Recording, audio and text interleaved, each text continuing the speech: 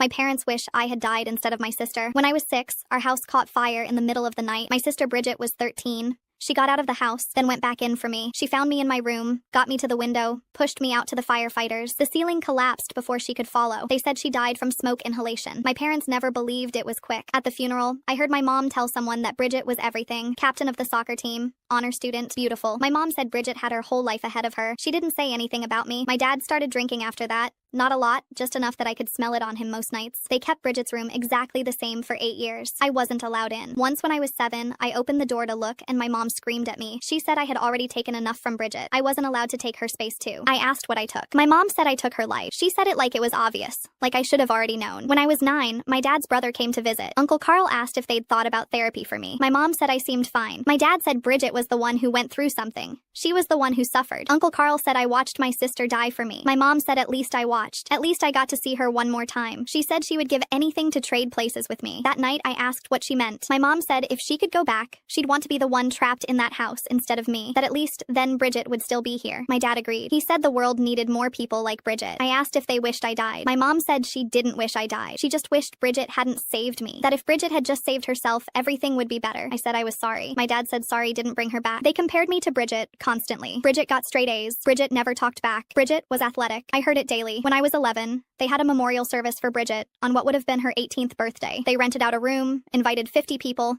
had a video slideshow. They gave speeches about how much she meant to everyone. My 13th birthday was 3 weeks later. My mom made a cake. My dad said happy birthday and went to his office. When I was 13, I asked why they kept Bridget's room like a museum, but barely looked at mine. My mom said Bridget's room was all they had left of her. I asked what about me? My mom asked what about me? I said I was still here. My mom said that was the problem, that Bridget would have stayed perfect. I kept changing into someone they didn't recognize. My dad said I looked more like Bridget every year and it made it harder, that every time he saw me, he saw her, but wrong, like a distorted version. I asked if they loved me. My mom said of course they did, but it wasn't the same. That loving me felt like betraying Bridget. My dad said they would never accept what happened. When I was 15, Uncle Carl came back. He pulled me aside and asked how I really was. I said, fine. He said, I didn't look fine. Later, I heard him arguing with my dad. Uncle Carl said I was disappearing, that I didn't talk, didn't smile. My dad said I was quiet. Uncle Carl said I was traumatized. My dad said Bridget was traumatized. Bridget died. I just had to live with it. Uncle Carl said that's exactly the problem, that I was 6, that it wasn't my fault. My dad said he knew that. But then he said if Bridget had left me in that room, she'd be 22 now. She'd be graduating college. Instead, they got me. I got accepted to a college on the other side of the state. Full ride. When I told my parents, my mom asked why so far. I said I needed space. My dad asked from what? I told him from living in a house where I was reminded every day that I was the wrong kid to survive. My mom said I was being unfair. I asked if they even wanted me to stay. My dad didn't answer.